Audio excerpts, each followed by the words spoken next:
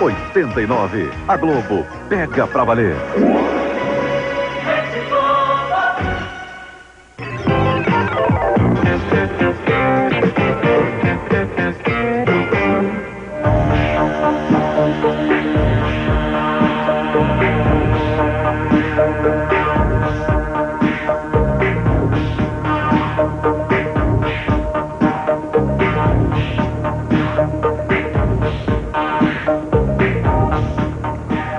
Os homens que estudaram o universo, como Kepler, Copérnico, Galileu, nunca saíram da Terra para fazer as suas observações.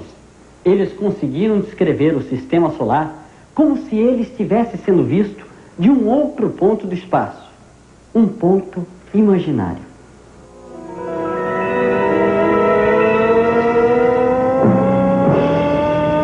Se a gente imaginar que está num determinado ponto do espaço, fora da Terra, é assim que vamos ver o sistema solar. Os planetas giram em torno do Sol com trajetórias e velocidades diferentes. O planeta em que a gente mora, a Terra, gira em torno do Sol, descrevendo uma trajetória em forma de elipse quase circular. Esse movimento da Terra em torno do Sol se chama translação.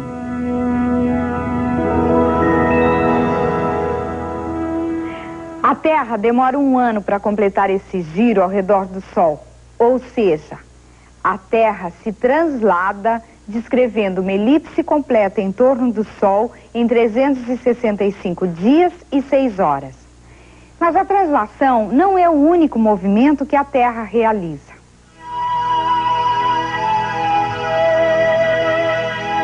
A Terra também gira em torno de si mesma. Se a gente imaginar um eixo que atravessa a Terra de lado a lado, vamos ver que ela se move em torno desse eixo, em torno, portanto, de si mesma. Esse movimento da Terra em torno de si mesma é chamado movimento de rotação. No movimento de rotação, a Terra dá uma volta completa a cada 24 horas, ou seja, em um dia. Os movimentos de translação e de rotação da Terra ocorrem ao mesmo tempo ininterruptamente. Neste aparelho aqui, chamado telúrio, a gente pode ver isso. A Terra está aqui e o Sol aqui. Veja, a Terra gira simultaneamente em torno do Sol, realizando o movimento de translação e em torno de si mesma, realizando a rotação.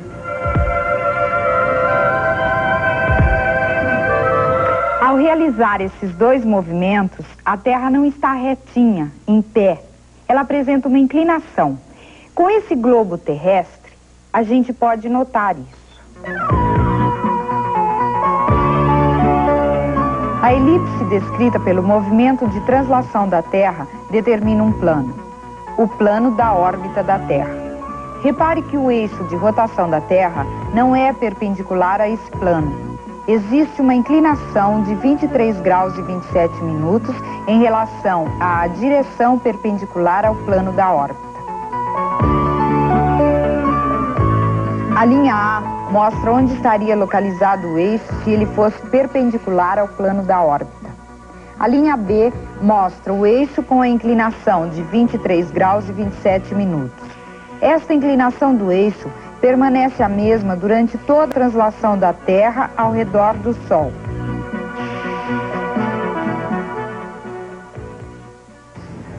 Para nós aqui da Terra, qual é a importância dessa inclinação do eixo do planeta? Ela determina como os raios de Sol atingem a Terra durante toda a sua órbita. Quer ver? Na primeira posição, o Polo Norte, que está em cima, aparece iluminado, e o Polo Sul não. Na segunda posição, os dois polos, Norte e Sul, aparecem igualmente iluminados. Na terceira posição, o Polo Sul está iluminado e o Polo Norte não. Na última posição, os dois polos aparecem iluminados. Veja agora essas 4 posições aqui no telúrio.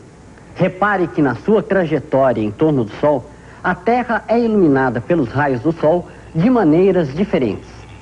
Todas essas diferenças de iluminação da Terra pelo Sol são causadas justamente pela inclinação do eixo de rotação da Terra.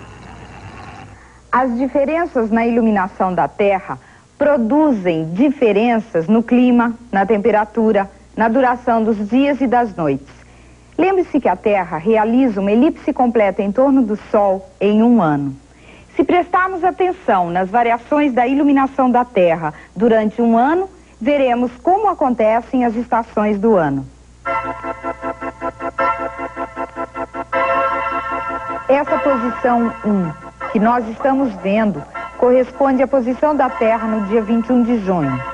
Vemos que nesse dia o Polo Norte está totalmente iluminado e o Polo Sul totalmente escuro. O dia 21 de junho marca o início do verão no hemisfério norte e do inverno no hemisfério sul. Continuando seu movimento de translação, a Terra vai se deslocando da posição 1 para a posição 2. Nesse percurso, a iluminação do Polo Norte vai diminuindo, enquanto aumenta a iluminação do Polo Sul. Lá no hemisfério norte, vai começar o outono, enquanto nós aqui no hemisfério sul, vemos chegar a primavera. A Terra chega na posição 2 com os dois polos iluminados por igual no dia 23 de setembro. É quando começa o outono no hemisfério norte e a primavera no hemisfério sul. Agora a Terra continua seu movimento, deslocando-se da posição 2 para a posição 3.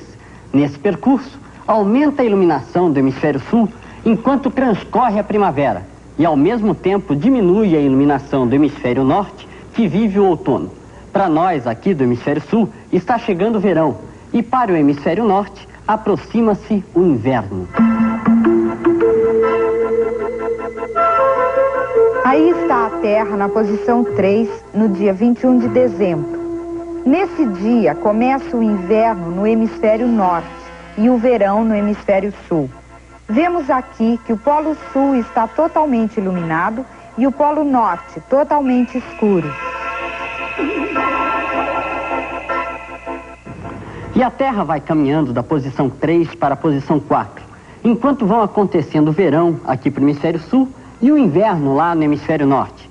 A iluminação do hemisfério sul começa a diminuir e a iluminação do hemisfério norte vai aumentando. Aqui no hemisfério sul vai chegando o outono e lá no hemisfério norte vai chegando a primavera.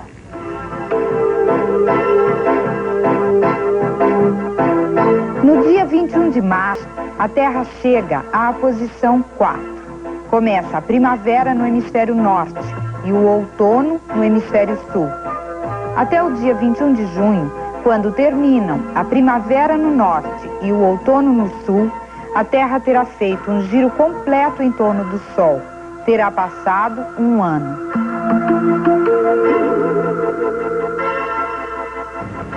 E a partir daí, claro, o ciclo das estações recomeça. Nós aqui do hemisfério sul estamos sempre vivendo uma estação do ano oposta a que o hemisfério norte está atravessando. Enquanto lá está acontecendo um inverno rigoroso com neve e tudo, aqui nós estamos vivendo um verão bem quentinho. Vimos que as estações do ano se sucedem dessa maneira por causa da inclinação do eixo imaginário da Terra. Mas e se esse eixo não fosse inclinado? Se ele fosse perpendicular em relação ao plano da órbita da Terra, o que aconteceria?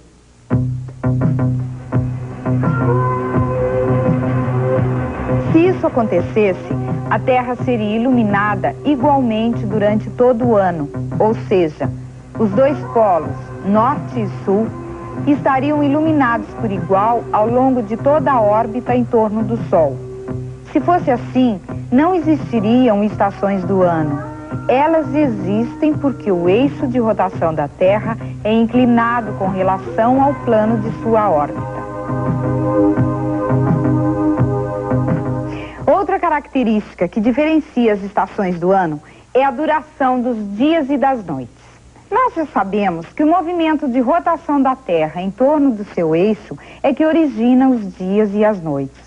A cada 12 horas, a Terra dá meia volta em torno do eixo. Esse movimento Combinado com a variação de iluminação que ocorre durante o ano, faz com que a duração dos dias e das noites não seja sempre igual. Vamos imaginar agora aqui, com o globo terrestre, que nós estamos no dia 21 de junho, dia em que começa o inverno no hemisfério sul. Neste local está a cidade argentina de Comodoro Rivadavia. Enquanto a Terra dá uma volta em torno de si, Comodoro Rivadavia descreve uma circunferência. Nesse movimento, ela fica muito mais tempo no escuro do que no claro. Por isso, nessa cidade de Comodoro Rivadavia, os dias no inverno são curtos e as noites são longas. Já no verão é o contrário. Os dias são longos e as noites são curtas.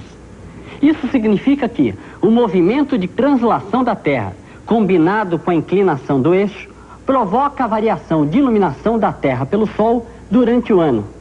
E é essa variação que causa as estações do ano e a mudança na duração dos dias e das noites.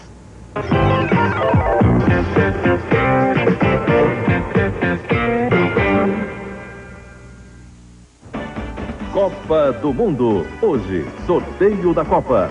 Quais os primeiros aniversários da nossa seleção? Direto de Roma, ao vivo. Sorteio da Copa. Hoje, 2 da tarde. Copa do Mundo.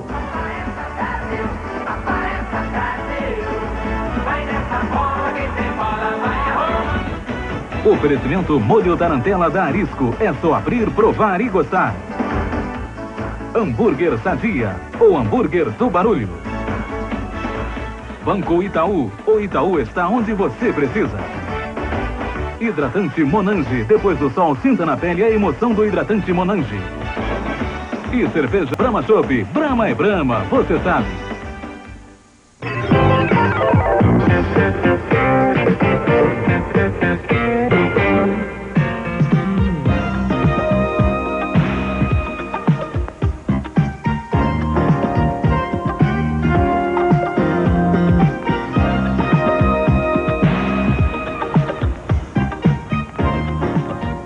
Cada um de nós tem necessidades específicas.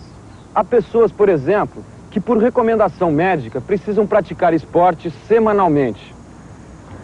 Tem gente que precisa tomar determinado tipo de remédio para suprir alguma deficiência do seu organismo.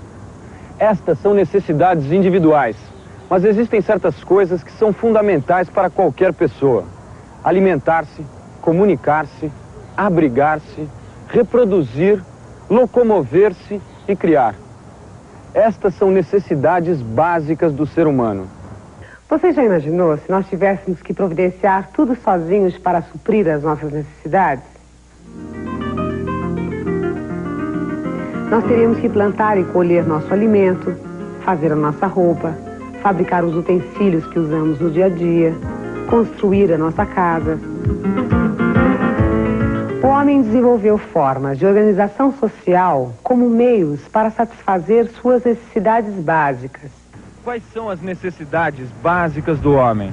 Olha, em qualquer sociedade, as condições básicas do ser humano são suprir as condições materiais, que são alimentar-se, vestir, ter moradia, ter saúde. E, além disso, acho que a condição básica também é se educar. A necessidade básica do ser humano são comunicar. Sem o meio de comunicamento, a gente não arranja serviço. Sobreviver em primeiro lugar, né? Alimentação, saúde, né? Educação, ter moradia, ter transporte, lazer. Primeiro, morar bem, ter um bom emprego e se vestir, as vestes e ter capacidade para ter ideias, criar. Muito obrigado, hein? Se essa mesma pergunta fosse feita a um homem há milhares de anos atrás, certamente a resposta que ele daria seria parecida com estas que a gente acabou de ouvir. Isso porque as necessidades básicas do ser humano sempre foram as mesmas. Mas no decorrer da nossa história, as formas que o homem encontrou para suprir essas necessidades é que se modificaram profundamente. Há milhares de anos atrás, o homem vivia em cavernas. Suas roupas eram feitas com peles de animais que ele mesmo caçava. Com o correr dos séculos, Outras soluções para resolver o problema do abrigo foram sendo criadas. Cabanas, casas de madeira, de taipa, de alvenaria, de concreto.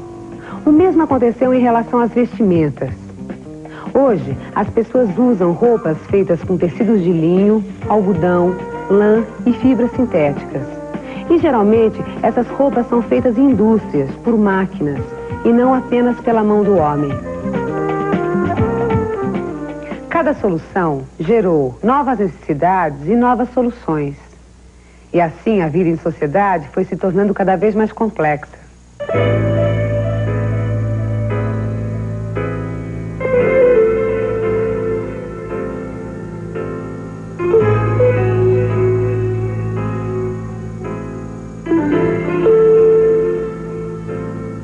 Olhe em seu redor.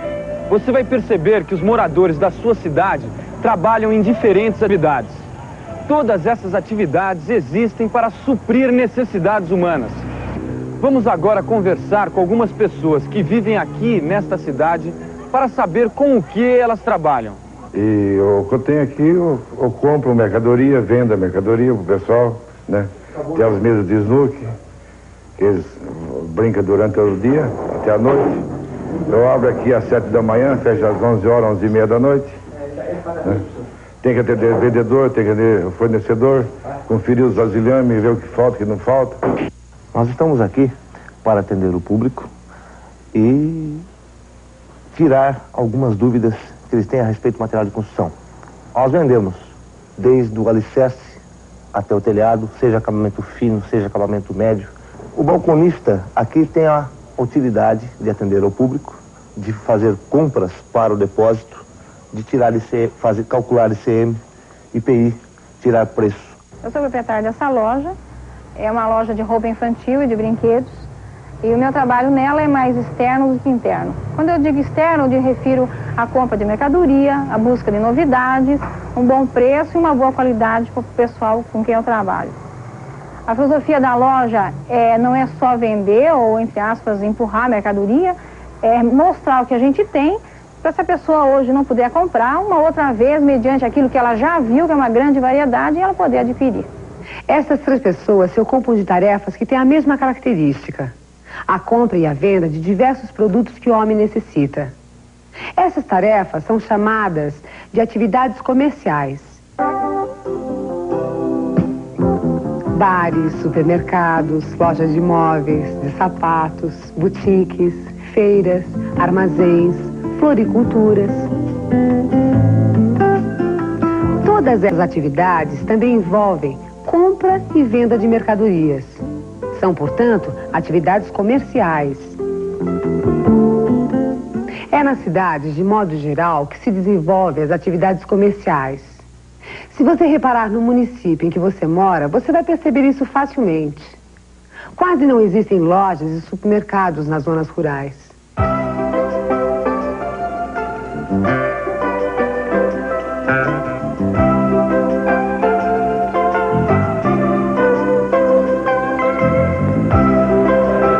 É claro que nem todo mundo trabalha com o comércio. Há muitas pessoas que se ocupam de tarefas ligadas ao transporte de passageiros. Aos centros de saúde, à imprensa, ao correio, às repartições públicas, às oficinas de consertos e reparos, aos bancos.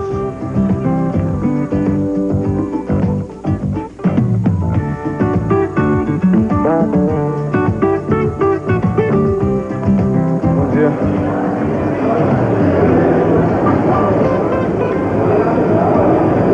Obrigado. O que essas atividades têm em comum? O que as caracteriza? Todas essas atividades e muitas outras se caracterizam por prestar serviços à comunidade.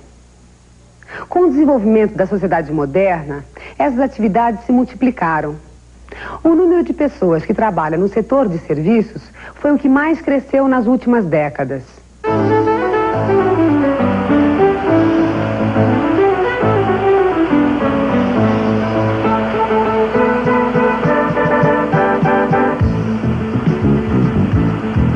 Todas as atividades que se ocupam da transformação de algum tipo de recurso natural em produtos são chamadas atividades industriais.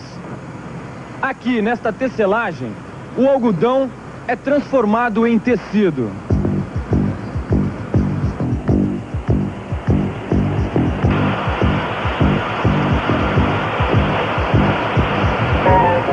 Há inúmeras atividades que se dedicam à transformação de matérias-primas. A usina siderúrgica que transforma o ferro em aço. A metalúrgica que transforma o aço em autopeças. E as montadoras que fabricam os carros. Estas são apenas algumas delas. Repare que hoje em dia, quase tudo que a gente utiliza já passou por um processo de transformação industrial. Esta roupa já foi algodão. Este vidro já foi areia. O papel deste caderno já foi madeira. As atividades industriais, assim como o comércio, ocorrem geralmente nas grandes cidades. Existem muitas atividades que, por sua própria natureza, só podem ser desenvolvidas nas zonas rurais. São as atividades agropecuárias e extrativas. O plantio e a colheita de inúmeros gêneros alimentícios, como, por exemplo, arroz, feijão e mandioca, e também de matérias-primas para a indústria, a criação de gado, a criação de aves, a pesca, a extração da borracha. As atividades agropecuárias e extrativas estão na base de todas as outras. Embora a gente tenha visto cada grupo de atividades isoladamente, todas elas mantêm entre si uma profunda relação de interdependência. Preste atenção agora neste exemplo.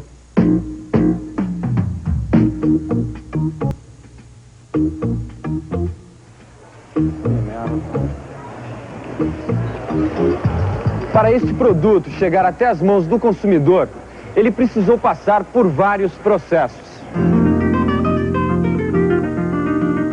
Foi preciso que a cana-de-açúcar fosse plantada, colhida e enviada a uma usina para a produção do açúcar cristal, que posteriormente foi submetido ao processo de refinação.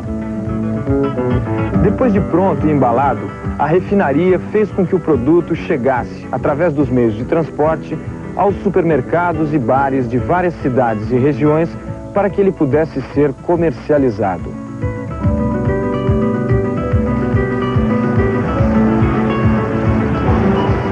Participaram deste processo atividades rurais, industriais, o setor de serviços e as atividades comerciais. Há uma profunda interdependência entre os diferentes tipos de atividades desenvolvidas na zona rural e na zona urbana. Umas não se realizam sem as outras. Juntas, essas atividades formam a vida econômica das sociedades industriais. Elas estão classificadas pela geografia da seguinte maneira. Todas as atividades ligadas à agricultura, pecuária, pesca e extração vegetal integram o setor primário da economia. Todas as atividades ligadas à transformação de produtos em outros produtos industrializados integram o setor secundário da economia. Todas as atividades ligadas aos ramos do comércio e dos serviços compõem o setor terciário da economia. Em qual desses setores se situa o seu trabalho? Com o que você aprendeu hoje, já dá para responder a esta pergunta.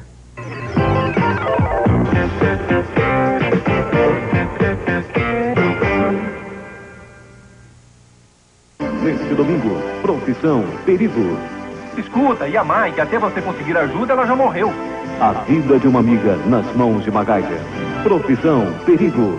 Neste domingo, 10h30 da manhã.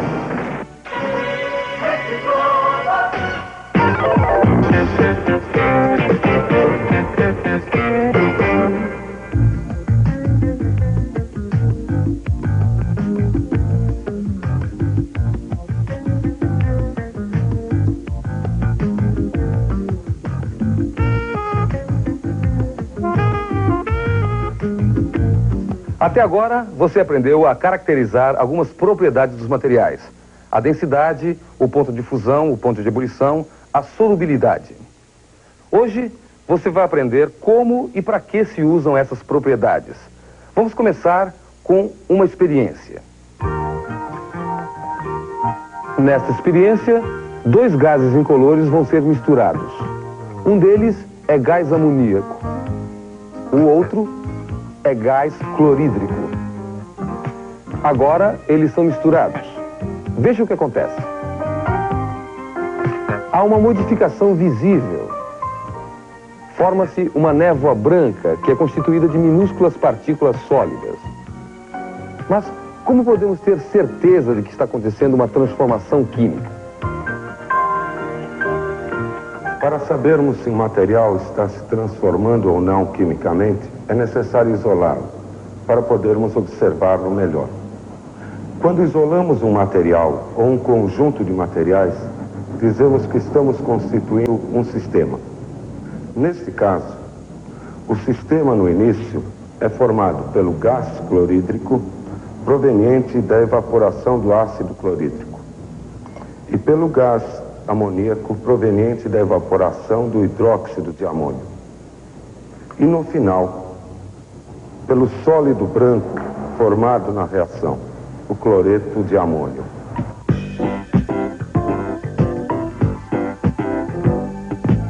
Muito bem, tudo organizado para o nosso estudo. Vamos agora descrever as propriedades do sistema que você viu no laboratório. Vamos fazer essa descrição em 2 etapas.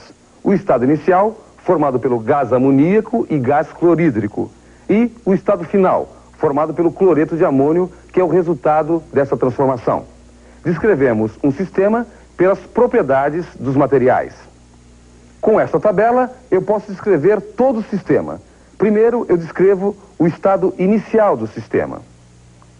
Cor, aparência, densidade, ponto de ebulição, ponto de fusão, solubilidade para cada um dos gases do estado inicial. Depois eu descrevo o estado final do sistema, formado pelo cloreto de amônio, que é aquele sólido branco que aparece como uma névoa na experiência. As propriedades mudam do estado inicial para o estado final. É o que a gente vê na experiência.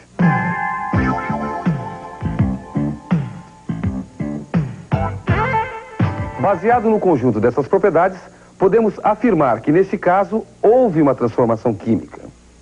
O material produzido tem um conjunto de propriedades bem diferente do conjunto de propriedades dos materiais iniciais. Podemos determinar se houve transformação química num certo sistema, se podemos distinguir com clareza os materiais do estado inicial dos materiais do estado final. Poder identificar uma transformação química é poder distinguir materiais diferentes. E você sabe, materiais diferentes, conjunto de propriedades diferentes.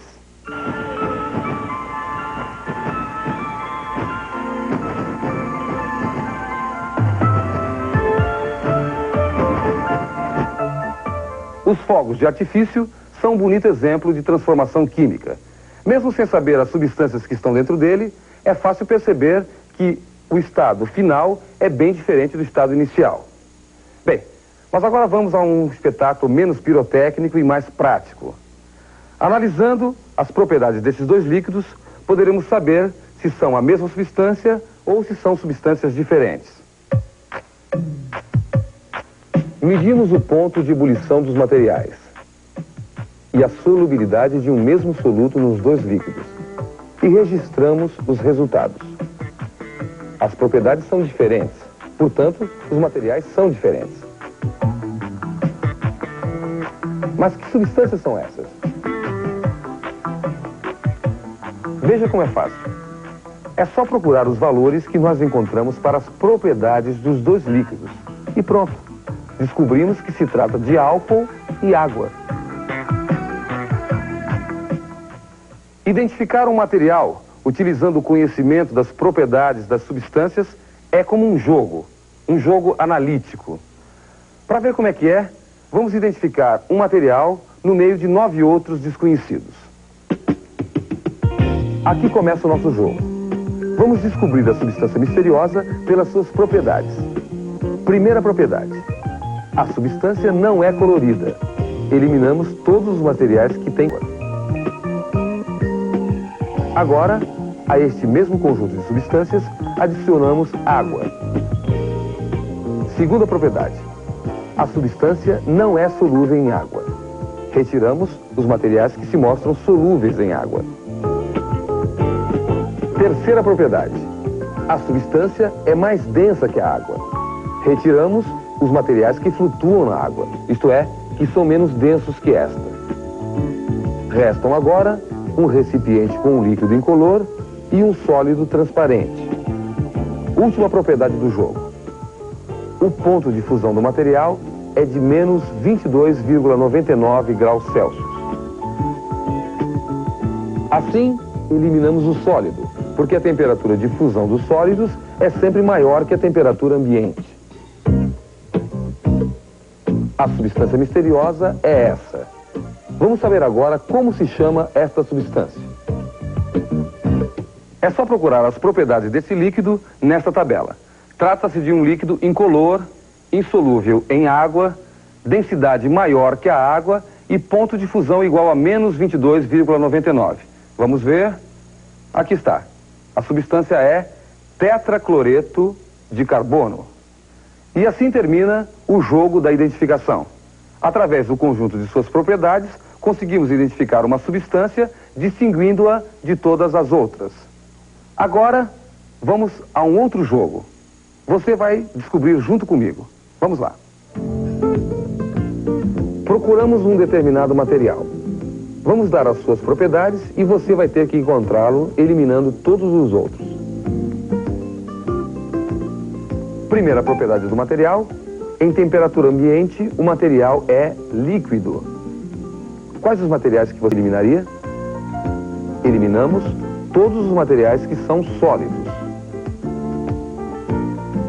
Segunda propriedade: o material é incolor. Você pode eliminar mais um material desses três. Eliminamos o líquido colorido. Terceira propriedade: o material é uma mistura. O que você faria para descobrir qual é a mistura? Já vimos que o ponto de ebulição nos permite distinguir mistura de substância pura. O que tiver temperatura de ebulição variável é a mistura.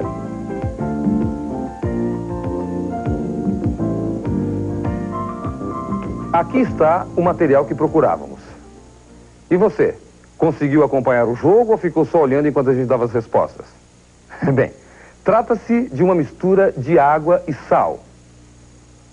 Mas se você fizer uma mistura de água e sal na sua casa, certamente não vai ser igual a essa, porque as propriedades de uma mistura dependem da proporção das substâncias que a compõem.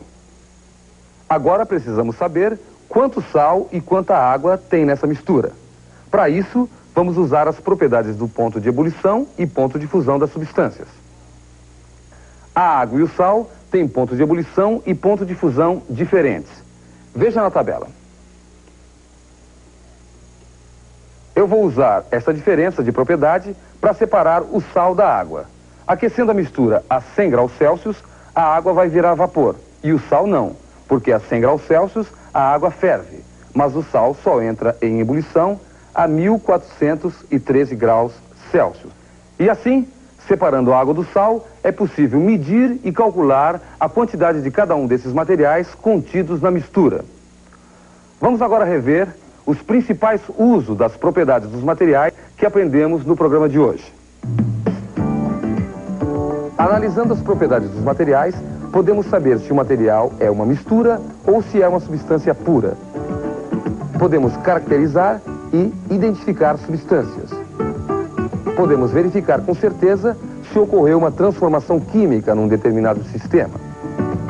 Ou ainda, separar as substâncias de uma mistura por processos adequados. E agora um exercício para fazer com os amigos. Veja quem consegue identificar o maior número de transformações químicas. Lembrando que sempre que para isso é preciso distinguir com clareza o estado inicial e o estado final de um sistema. Isso se faz pesquisando o conjunto das propriedades.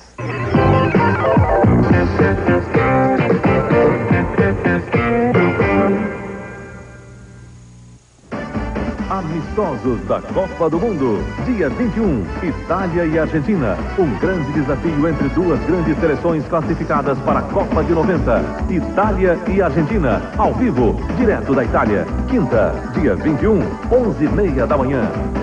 Oferecimento molho tarantela da Arisco. É só abrir, provar e gostar. Hambúrguer Sadia, o hambúrguer do barulho. Banco Itaú, o Itaú está onde você precisa. Hidratante Monange, depois do sol sinta na pele a emoção do hidratante Monange. E cerveja Brahma Chopp, Brahma é Brahma, você sabe.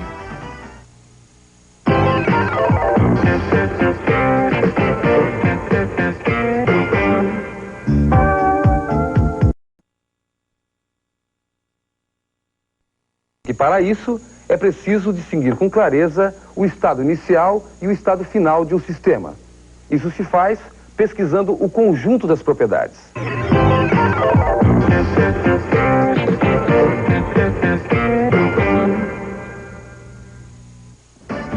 Amistosos da Copa do Mundo. Dia 21, Itália e Argentina. Um grande desafio entre duas grandes seleções classificadas para a Copa de 90. Itália e Argentina, ao vivo, direto da Itália. Quinta, dia 21, 11h30 da manhã. Oferecimento molho tarantela da Arisco. É só abrir, provar e gostar. Hambúrguer Sadia, o hambúrguer do barulho. Banco Itaú, o Itaú está onde você precisa. Hidratante Monange, depois do sol sinta na pele a emoção do hidratante Monange. E cerveja Brahma Chopp, Brahma é Brahma, você sabe.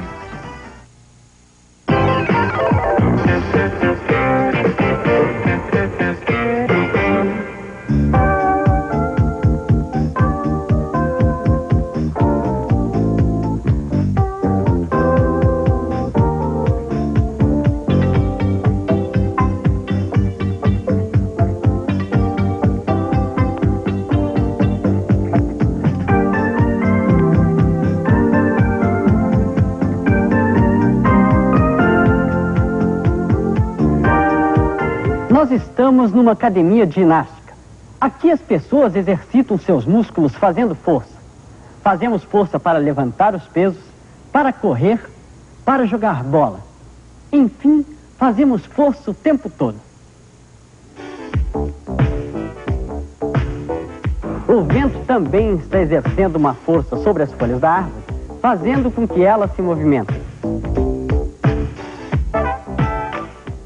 Nesses exemplos que nós vimos, falamos em força, e em todos eles houve algum movimento.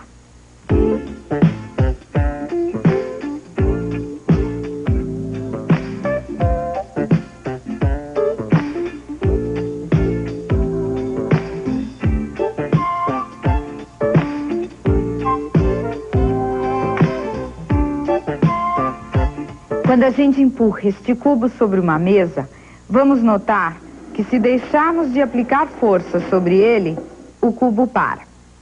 Isso nos leva a pensar que é preciso manter uma força aplicada a um corpo para que ele permaneça em movimento. Mas, por outro lado, se empurrarmos um carrinho de brinquedo como este, vemos que o movimento continua mesmo depois do contato com o objeto ter terminado. Aqui no bilhar, nós temos outro exemplo desse movimento que continua depois do contato ter acabado. Olha só. O jogador aplica uma força na bola para que ela se desloque sobre a mesa e alcance o buraco. A força é aplicada apenas durante o tempo em que o taco fica em contato com a bola. Desfeito esse contato, o jogador não está mais aplicando uma força sobre a bola, mas ela continua em movimento.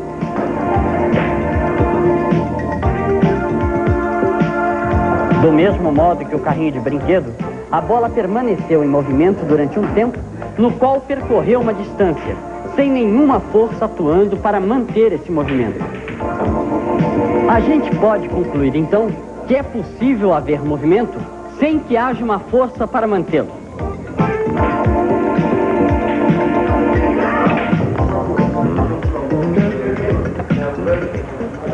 Mas é claro que tanto o carrinho de brinquedo quanto a bola acabam parando depois de percorrerem certa distância, do mesmo modo que o cubo que empurramos sobre a mesa. Por que razão o movimento desses objetos cessa? Que relação existe, afinal, entre força e movimento? Os objetos param porque uma outra força é aplicada sobre eles, diminuindo as suas velocidades. No caso da bola de bilhar, a superfície da mesa onde ela se movimenta aplica uma força de atrito sobre ela, que faz com que a bola pare. No carrinho acontece a mesma coisa. É a força de atrito da superfície onde ele se movimenta que faz com que sua velocidade diminua. Vamos ver uma representação gráfica da relação entre força e movimento no caso da bola e do carrinho. A seta dirigida para a direita indica o movimento que a bola está fazendo. A seta dirigida para a esquerda é a força de atrito aplicada pela superfície onde a bola se movimenta. Esta é a força de atrito que atua na bola. Agora a mesma representação no caso do carrinho. A superfície da mesa aplica uma força de atrito sobre o carrinho e sobre a bola. Repare que essa força atua em sentido contrário ao do movimento e faz com que o objeto pare. A gente viu que os corpos em movimento param quando alguma força atua sobre eles, diminuindo sua velocidade.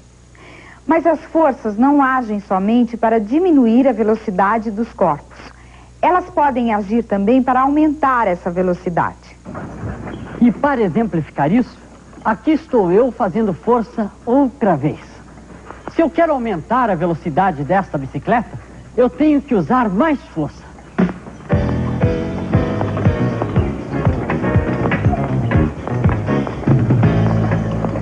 As forças agem tanto para diminuir como para aumentar a velocidade de um objeto. É essa a relação entre força e velocidade. As forças agem fazendo com que a velocidade de um objeto varie. Nós vimos que quando empurramos esse carrinho sobre a mesa, ele percorreu uma distância e parou. A força de atrito da mesa fez com que o carrinho diminuísse sua velocidade e parasse. Vamos representar graficamente esta experiência. Digamos que o carrinho tenha saído do ponto A. O ponto onde ele parou mais adiante será chamado de B. Entre os dois pontos, A e B, nós vamos imaginar que há meio metro de distância. Ou seja, no seu percurso sobre a superfície da mesa, o carrinho percorreu meio metro. Como seria esse movimento do carrinho se nós conseguíssemos diminuir o atrito causado pela superfície da mesa? Vamos descobrir isto repetindo esta experiência numa superfície mais lisa do que esta. Vamos empurrar o carrinho nesta superfície de fórmica, que é mais lisa do que a da mesa. O importante é tentar aplicar o mesmo impulso que foi usado na superfície anterior. O carrinho percorreu uma distância maior do que havia percorrido na outra superfície. Vamos ver isso graficamente. Comparando essa experiência com a anterior, do carrinho na mesa, nós vamos ver que se o carrinho naquela superfície havia percorrido meio metro, desta vez numa superfície mais lisa, ele percorre 1,5 metros. A força de atrito que a superfície mais lisa aplica no carrinho é menor e, consequentemente, o carrinho percorre uma distância maior.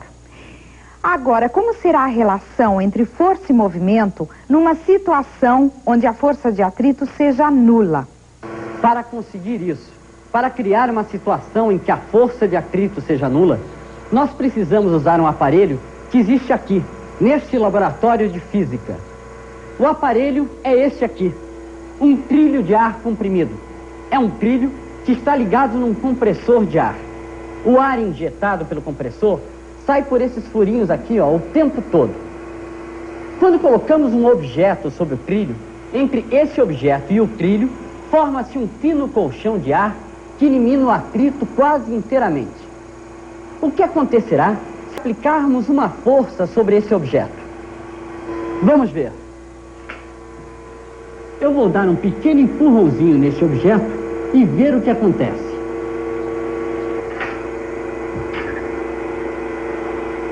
Que bárbaro, olha! A impressão que dá é que o objeto continuaria se deslocando com velocidade constante enquanto houvesse esse trilho de ar comprimido.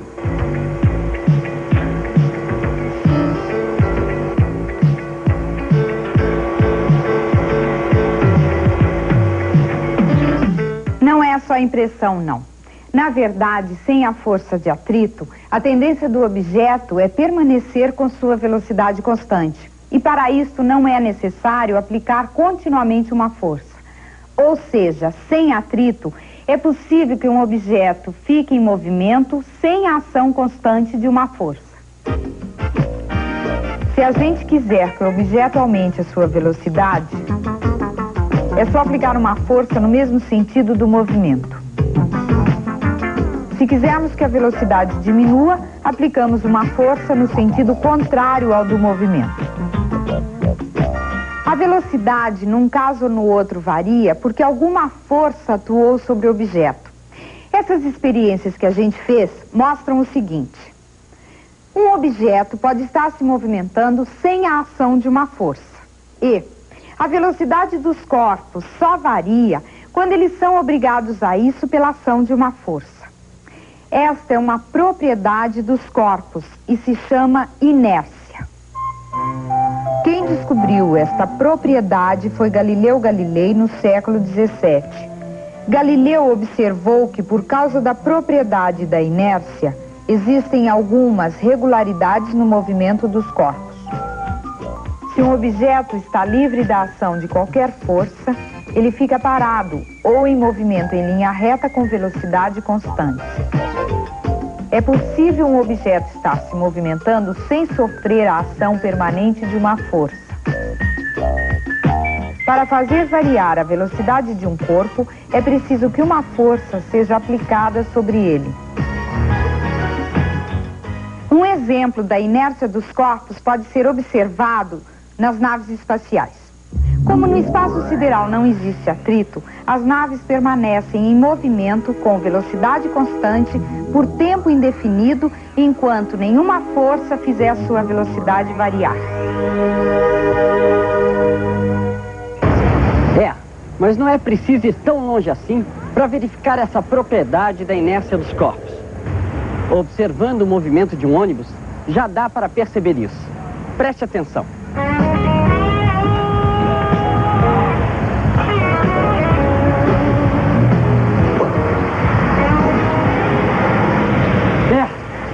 Quando o ônibus dá partida, a gente sente que é jogado para trás. Quando estamos parados dentro do ônibus, a nossa tendência é continuarmos parados por causa da inércia. O ônibus começa a andar pela ação da força comunicada pelo motor. Quando isso acontece, o chão começa a andar sob os pés das pessoas que estão no ônibus, que são obrigadas a se segurar para poder seguir junto com o ônibus. O ônibus exerce uma força sobre a pessoa que está se segurando, colocando-a em movimento também.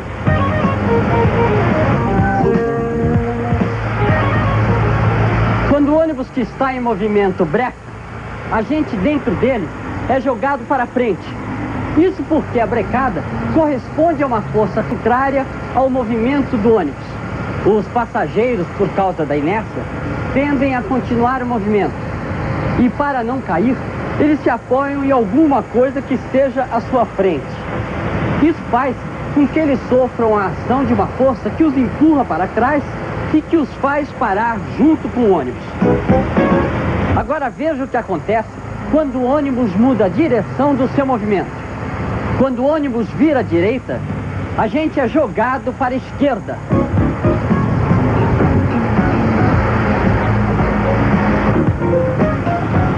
Quando a curva do ônibus é para a esquerda, a gente é jogado para a direita.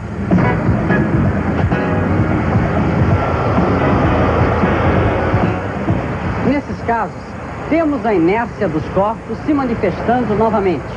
Quando o ônibus muda de direção, a nossa tendência é continuar na direção em que nos movimentávamos antes da curva. É preciso um apoio lateral para que a gente possa fazer a curva junto com o ônibus. E aí sofremos a ação de uma força que nos obriga a mudar a direção original do nosso movimento.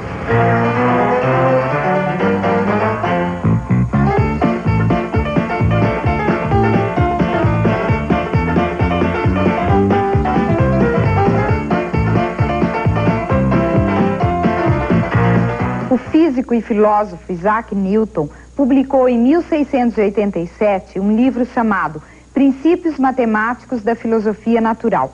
Nesse livro ele expôs 3 leis do movimento e sua maneira de ver os fenômenos da natureza. A primeira dessas leis é chamada Princípio da Inércia e é uma síntese das ideias de Galileu sobre força e movimento. Veja como Newton resumiu essas ideias.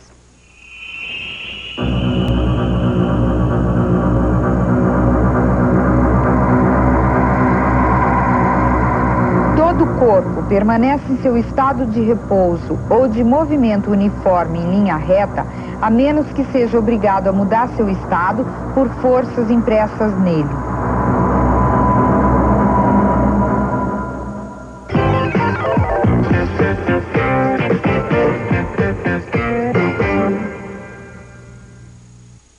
Neste domingo, um encontro inesperado para Alve.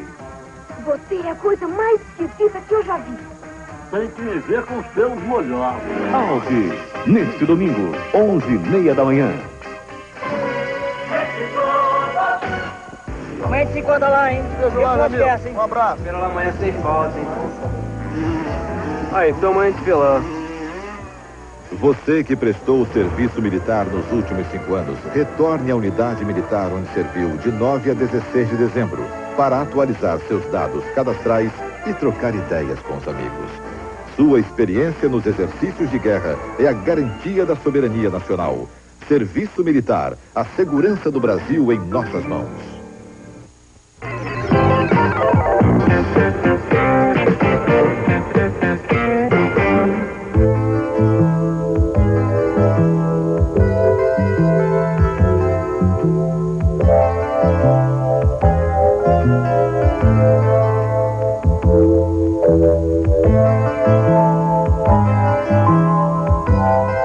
Neste trecho de rua, como você pôde ver, foram construídas 3 grandes casas.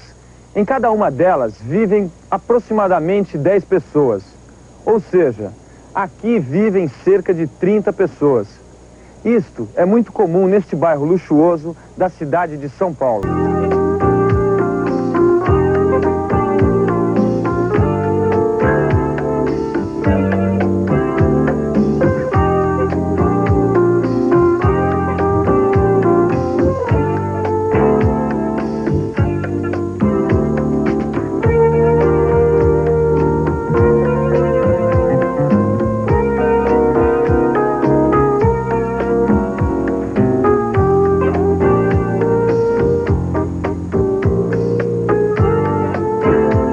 Já neste bairro a situação é bem diferente.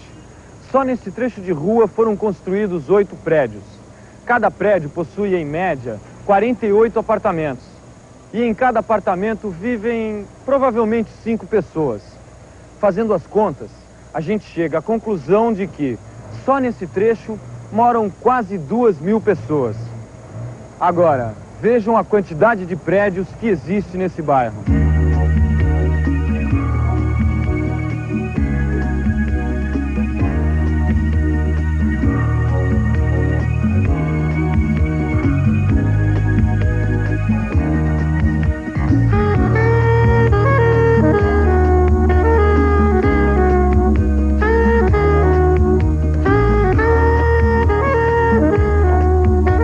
Daqui de onde eu estou até aquele último barraco azul tem 200 metros, o que corresponde ao tamanho dos trechos de rua que já observamos.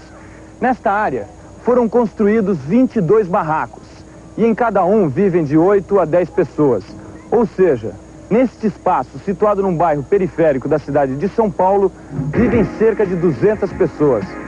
Agora, vejam o tamanho desta favela, que não é a única deste bairro.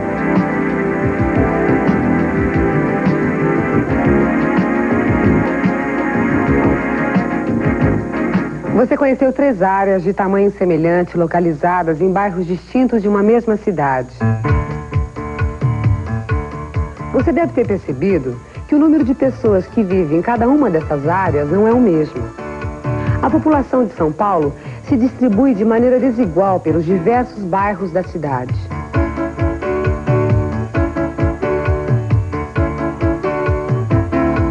O mesmo acontece em relação às regiões, aos países, aos continentes e ao mundo. Os homens não se distribuem sobre as terras do planeta de maneira homogênea.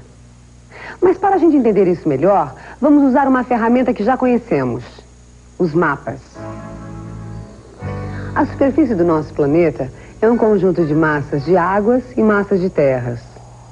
Sabemos que o homem vive sobre as terras do planeta. São cerca de 4 bilhões e 700 milhões de habitantes que se distribuem numa área total de 149 milhões de quilômetros quadrados.